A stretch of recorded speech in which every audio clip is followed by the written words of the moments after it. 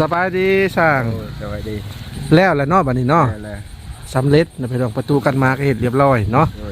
ทั้งสร้างได้ชื่อยังก็เพิ่มวันนี่ซื้ออันนั้นซีข่าวหันปองนึงกับอันนั้นพลอย2 อันแล้วก็ตะปูโลนึงกับบันพับนี่2 อันเพิ่นเอาเงินเพิ่นซื้อเนาะปกติราคาสร้างท่าชีนะคือ2.5 ล้านเนาะพี่น้องก็พอดีเป็น2.7 ล้านเนาะสร้าง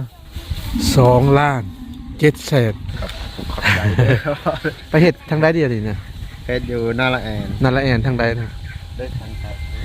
ทางไปบ้านแม่ขับตาท่านบ่สร้างเดินทางปลอดภัย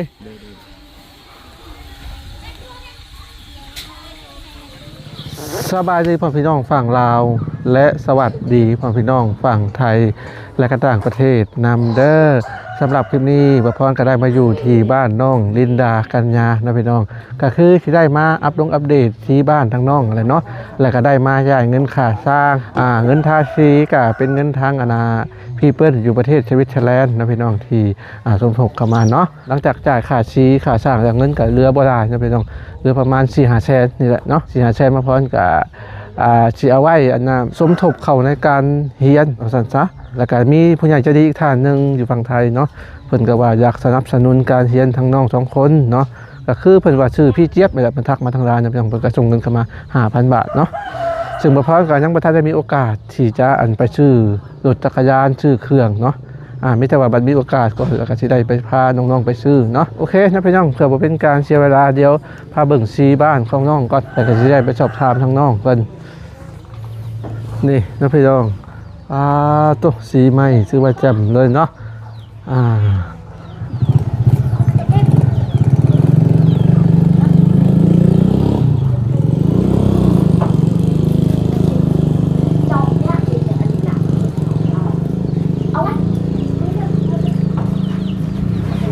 เดี๋ยวขึ้นไปหาทางน้องก่อน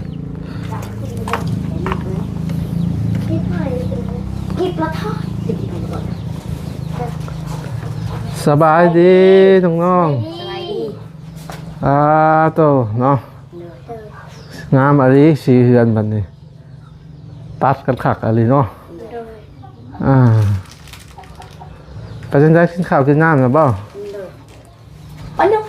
มื้อนี้บ่ได้พากันไปใช่บ่หรือว่าพากันไปหาจังมื้อนี้ไปหาเครียดแล้วบ่ได้บ่ได้บ่เลย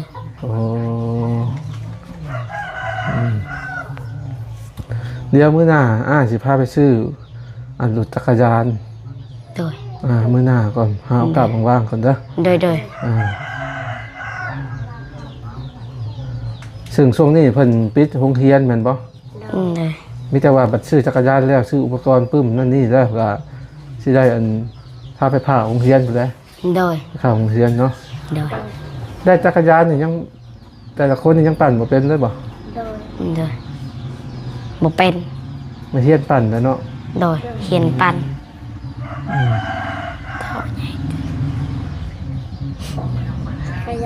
คือสีนี่ทั้งในเพิ่นจะบ่ได้ทาเด้พี่น้องบนนี่ฮะทาแต่ทางด้านนอกเนาะโดยนี่เด่นนี่แต่ว่าทางด้านในเพิ่นจะบ่ทาแบบนี้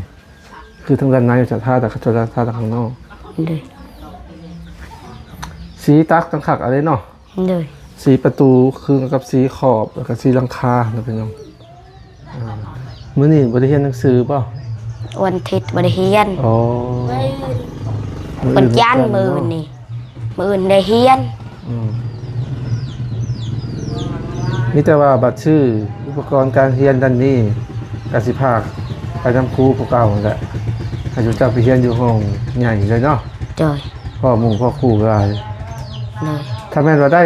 รถถีบในจักมือจังสีเป็นปั่นเฮียนมือหนึ่ง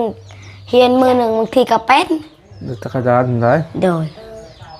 เป็นหันเฮียนล่ะที่สิเป็นไว้ใช่คอยเฮียนจนหอดคำเป็นแต่เสาโดยแต่ว่าทั้งน้องลินดาการงานบ่เคยปั่นมาก่อนบ่จักรถถีบโดยบ่เคยปั่นเลยบ่โดยการที่เขาจะปั่นรถถีบครั้งแรกอยากล้มนะโดย คือช่วงสมัยอ้ายปั่นจักรยานใหม่ๆนะหัวเข่า ทะเลิดเปิดเปิกเบิดล่มจะมาหินแห่ อืม เจ็ดได้ลมนะตอนเฮียนใหม่ๆนะม่วนเนาะ โดย ขี่จักรยานนะม่วนพอไปล่มนะเจ็บเจ็บแฮง โดยเรียนเกิดมาเฮียน แต่งบเรือทาสีน้ำมาพรกับยังบลายนะพี่น้องยังประมาณ500,000กว่าๆเนี่ยเนาะซึ่งก็จะเอาไว้สมทบการเรียนทางน้องๆนะพี่น้องส่วนเงินพี่เจ็บก็เอาไว้ซื้อ ก็แต่จน จุดจักรยานนั่นนี่ โดย ชื่อว่าจบภารกิจนะพี่น้อง โดย สำหรับเคสน้องลินดากัญญาเนาะแต่มีแต่ว่าบัดนี้โอกาสก็สิแวะมาเยี่ยมยามทางน้องอยู่นะพี่น้องเป็นไรการนอนเทือนใหม่นอนรับพันดีกว่าเก่า โดยฟันดีแหละ เวลานอนหลอกก่อนข้างในอยู่บ่ ล็อก เร็วๆมาได้ล็อก บางทีก็บ่หลอก โดย จบมาได้ล็อกไม่แต่นั่น ทั้งล็อก ไม่แต่ทั้งล็อก โผล่แล้วโผล่ ไปพาไปเบิ่งห้องนอนหน่อย ชื่อเปิดเลิบ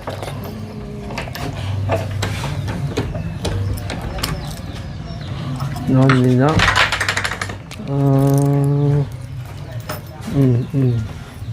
เกี่ยวกับพัดพง โอ้เครื่องคองที่ชาวบ้านมาซอยนะบ่หรือว่าทาง ทางอันนั้นทางไอ้น้อยซื้อให้แล้วไอ้ล่าซื้อให้ ส่วนมาพรว่านินของปิ่นเนาะ โดย ส่วนทางทีมงานเพิ่นก็นินพวกเสือนอนใหม่ อันนี้ละแมนเบิด บรรยากลางมุ้งบ่ยังบ่ทันมีมุ้งบ่ มีเกิดบริมีตะเบินหมวย ใครไว้ยำฮอนเด้อ โดยใครไว้แล้ว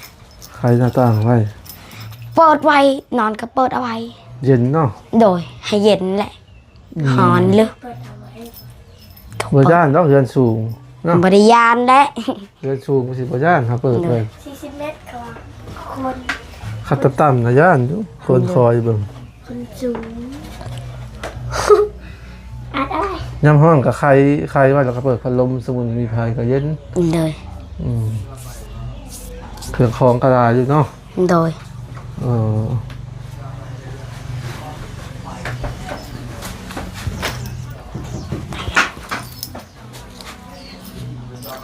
ถ้าเป็นยามหนาวนอนอุ่นคักนะเนาะ โดย นอนกัน2คนห้องแล้วก็ห้องว่างเนาะ เละห้องเละวางห้องก่อนวางห้องตรัน ของไผอันนี้ อันนั้นลุงลาซื้อให้ อ๋อ อันนี้ซื้อไว้ให้นี่ลุงซื้อให้ซื้อไว้ให้เพิ่นว่าห้อยเอาไว้เอ้าเลย เนี่ยนั่นไง ห้อยเอาไว้ 1 2 3 4 5 6 ฮะ 6 เปลยหรือหกแล้ว 3 ปูอันนี้เปิดเอาไว้ในนี่ก็ได้ เปิดเอาไว้ โดย ยามพลปิดไว้เนาะ โดย ยามหนาวก็ปิดไว้ ยำฮอนก็เปิดได้ ใครอยู่เลย พาไปเบิ่งห้องกันน่ะ เปิดปิดอัด ห้องนักเก็บยังน้องดินดา ไม่ได้เก็บหยัง ห้องว่างเนาะ เลยอันกระเป๋าต้องคิดเต็ม ห้องว่างตัวนี้ดูดิ ห้องว่างปูเอาไว้ไผสินอนก็นอน แม่ ไผสินั่งก็นั่ง ห้องว่างเนาะ เลย ถ้าว่าในอนาคตทางน้องๆนี่โตเป็นสาวก็สิได้แยกกันนอนเนาะ เลย แยกกันนอนอยู่แล้วห้องของไผของเรา เลย ห้องจะเป็นห้องว่างพี่น้องเลยห้องว่างปิดไปห้องว่างตะบนหรือยาวอ่ะ อ้าวสมมติว่าอ้ายสิพาไปซื้อรถถีบนี่สิพาคันยูว่าบ่ ฮะยูบ่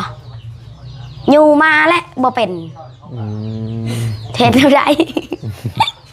สิยู สิขี่จังหน่อยหล่มก็เจ็บโตอีก อืม ก็บ่เป็นขี่เสร็จได้ก็ยู เดี๋ยว เอา มือได้อ้ายว่างเอาสิพาไปซื้อเด้อ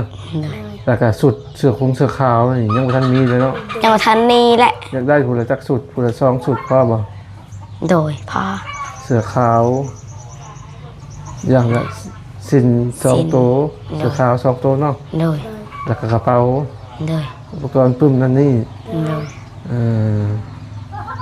เดี๋ยวจะพาไปซื้อมื้อโอกาสว่างๆก่อน โดย อืมตอนนี้ยังบ่ทันมียังเลยบ่ บ่ทันมีแหละยังบ่ทันมีหยังเลย อุปกรณ์การเรียนน่ะได้ โดยยังบ่ทันมีเลย ส่วนรายเรียนหั่นก็เรียนไปได้จ้ะปึ้มบุละหัวบ่ ปนพลหัวแหละบิ๊กอันหนึงเขียน บิ๊กอันหนึงสอน บทแล้วก็บ่มี บิ๊กอันหนึงสอนอันหนึง อ๋อมีแต่ว่ามื้อหน้าถ้าอาจารย์มาสิถามเพิ่นว่าถ้าว่าไปเข้าโรงเรียนใหญ่ต้องใส่ปึ้มจากหัวเด้อ โดย คือน้องกัญญานี่ ถ้าไปเข้าโรงเรียนใหญ่นี่สิอันเริ่มเข้าปยังปหนึ่งแล้ววะ บ่ฮู้จักปอหยัง เริ่มปหนึ่งเด้อ เลย ส่วนดินดาเด้เริ่มปสามบ่ บ่ฮู้แหละ บ่ต้องลัดห้องได้อ่า ป3กี่หนูเรียนเท่านั้น ปสองหรือปสามเด้อ โดย หมายถึงว่าห้องน้อยก็จริง แต่ให้การเรียนมีคุณภาพนะนะ ห้องป บ่แม่นว่าจากหลักขึ้น 3ก็หนูเรียน ปห้า สระ บ่แม่นว่าเคยเรียนมาแต่เก่าปสามมาจากหลักขึ้นปห้าบ่แม่นมันบ่ได้คุณภาพเรียนห้องต่ำๆจะได้คุณภาพโอเคกว่า โดย คือน้องสองคนเนี่ยจบแค่ป .5 สมมุติจบป .5 นี่แต่ว่าอ่านภาษาลาวแตกเบิด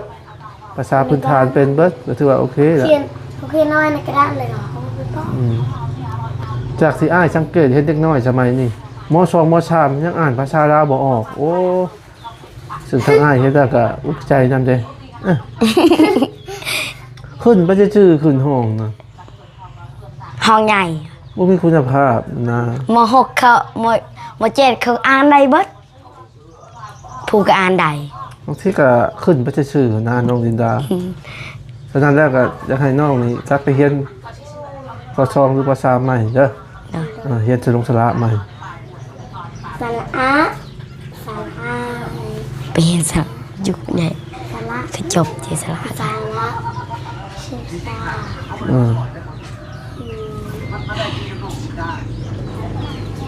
เต้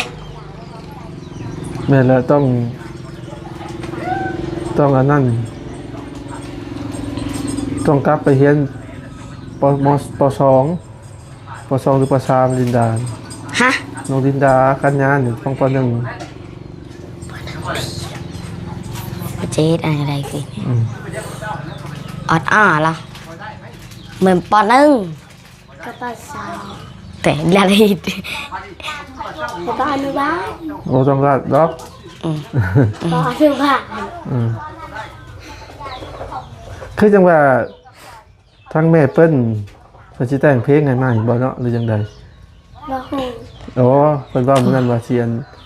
ให้ทั้งเสียงน้อง กันยา กันยาโดยตรงไปเลย โด เนาะ ยถ้าน้องเป็นอันนี้ก็บ่ได้เป็นละผิดแม่ว่าแม่เปิ้นว่าผิด ยังบ่ถึงตามทำนอง ยังบ่ถึ เพื่ ก อหนุนเนาะ เราอันนั้นเราลองอันนั้นจักอีหยังเพิ่นว่าซองเถื่อเสือซองเถื่อเพิ่นบ่ได้ห้อง คำจนตลอดเวลา จักในใดแหละว่าฮู้ก็ ลองใหม่มึงดูลอง เราต้องเททำอิฐหั่นเนาะ เริ่มใหม่ดูน้องกันยา เอาลอง เลย ลองเพลง นางชื่อกัญญาเป็นลูกพลายอยู่ประเทศลาวหัวใจปวดร้าวพ่อแม่น้องตาย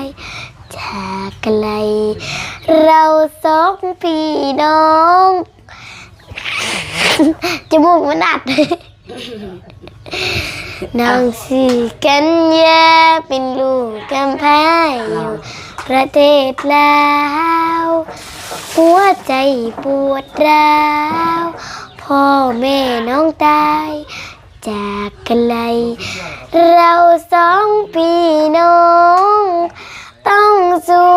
ชีวิตกันไป ทุกข์ยากปานใด จะเดินไป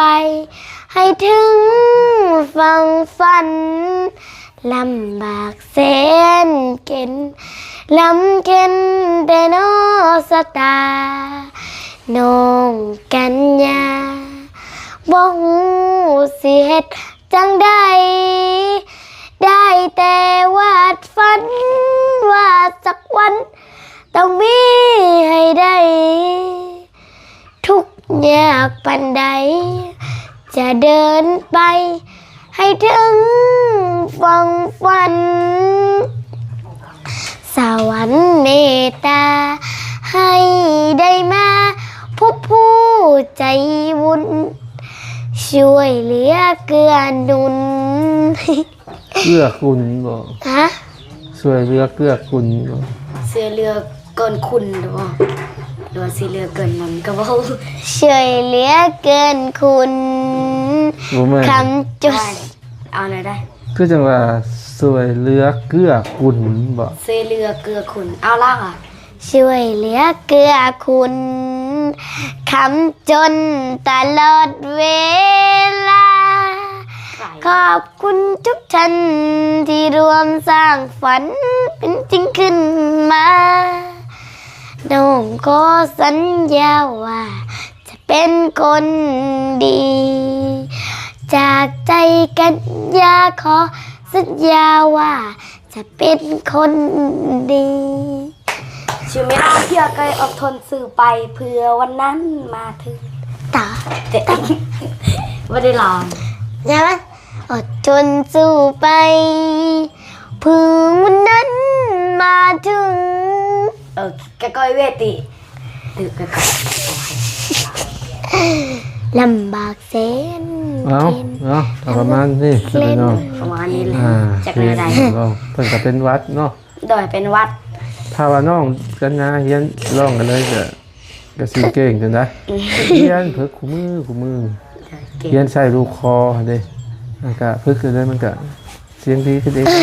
โดย เพราะว่าคนเฮานี่ถ้าเฮาอยากเฮ็ดเนี่ยเฮาต้องฝึกมันก็สิเก่งเองเนาะ ตาแดงเมื่อกี้เป็นไงมันแดง อืม นี่บานนี่ดิ บานนี่เอิก เฮ็ดนั่นคือบาท ขึ้นเป็นต้นไม้ ไปเอามาแดง อืม บาทนี่เก็บก็ เอาโอเคน้องดินดากัญญาสำหรับคลิปนี้ก็นี่แหละน้องพี่น้องมาพร้อมกันได้มาอันจ่ายเงินค่าสร้างค่าทาสีอะนะเนาะ โดย แล้วก็สำเร็จไปส่วนค่าสีก็2 ล้านกว่าๆ โดย ราคาสีที่แรกก็พอซื้อมาเพิ่มไปเลยเนาะแล้วก็ส่วนเงินที่เหลือก็พร้อมกับสิได้อันเอาไว้สมทบการเรียนของน้องอะไรเนาะเงินทางพี่เปิ้ลนะพี่น้องแล้วก็ทางพี่เจี๊ยบเพิ่นกับเงินส่วนหนึ่ง5,000นี่แหละเพิ่นก็ไว้ซื้อจักรยานเสื้อผ้าการเข้าโรงเรียนเนาะ โดย แล้วก็ค่าธรรมเนียมการเข้าโรงเรียนนะพี่น้องนี่แต่ว่ามื้อหน้าก็จะได้มาสอบถามอาจารย์ผู้ที่มาสอนพิเศษเพิ่นนั่นแหละว่าต้องใส่ปึ้มจังหัวนั่นนี่เนาะแต่ก็สิพากให้เจ้าเข้าไปนำเพิ่นเลยเนาะ เอาละลินดากัญญาสำหรับคลิปนี้อาจจะขอตัวลำลายเด้อ โดย เดี๋ยวคลิปหน้าพอกันใหม่เนาะ สบายดี สบายดีเดี๋ยวมึงไปซื้อจักรยานเดี๋ยวก็สิให้น้องย่างไปตลาดจุดชุมพุ่นแหละแต่รออาอยู่เนาะ โดย ซื้อมาแล้วก็ยู่มา ตัวละคัน มาแล้วบอกไป อ่า อืม เอาล่ะพ่อพี่น้องตอนนี้ก็มาฮอดช่วงท้ายคลิปแล้วเนาะซึ่งสำหรับคลิปนี้กันนี่แหละน้องพี่น้องมาจ่ายเงินค่าสร้างทาสีว่าซั่นซะ ก็ถือว่าจบไปนะพี่น้องการทาสีบ้านน้องดินดากัญญานะพี่น้องขั้นตอนต่อไปพร้อมๆกันยังมีภารกิจหนึ่งอีกภารกิจนะพี่น้องก็คือพาน้องๆนี่ไปซื้อรถจักรยานแล้วก็ซื้ออุปกรณ์การเรียนปึ้มมิกซอว์ว่าซั่นซะเนาะแล้วก็สุดเพื่อเขาไปเข้าโรงเรียนกระเป๋านำแน่นะพี่น้องไม่ใช่ว่ามื้อหน้านะพี่น้องซึ่งผู้ใจดีท่านนี้เพิ่นก็บอกว่าอยากสนับสนุนการเรียนน้องทั้งสองคนเนาะเพิ่นก็ซื้อพี่เจี๊ยบนี่แหละเนาะพี่น้องเพิ่นก็พากเงินมา 5,000 บาทเนาะแล้วก็รวมทั้งเงินพี่เปิ้ลนำเนาะเงินพี่เปิ้ลก็เหลือจากการทาสีแน่เหลือจากซื้ออาหารแน่เพราะว่าก็สิไว้สมทบก็เรียกว่าลานะพี่น้องประมาณ4-5แสนกว่าๆเนาะก็พ่อก็สิได้สมทบเข้าในการซื้อนั่นนี่เพิ่มเติมว่าซั่นซะบางทีก็อาจจะเป็นชื่อของอยู่ของกินมาให้เพิ่นก็ว่ากันไปเนาะบางทีก็สิลองใช้เงินพี่เจี๊ยบเบิ่งถ้าว่า 5,000 บาทนี่บ่พอก็สิเอาเงินทางแม่เปิ้ลสมทบเขานำหรือว่าพี่เปิ้ลนั่นเองนะพี่น้องเนาะเอาแล้วนะพี่น้องสำหรับคลิปนี้บ่พอก็จะขอตัวจบคลิปเพียงเท่านี้ก่อนนะพี่น้องก็มีแต่ว่าติดตาม EP ต่อไปเนาะซึ่ง EP ต่อไปก็อาจจะเป็นการไปซื้ออุปกรณ์การเรียนนั่นนี่อะไรนะพี่น้องเนาะเอาละพี่น้องสำหรับคลิปนี้ขอตัวไปก่อนเด้อเอาไว้คลิปหน้าพบกันใหม่เนาะไปแล้วพี่น้องสบายดี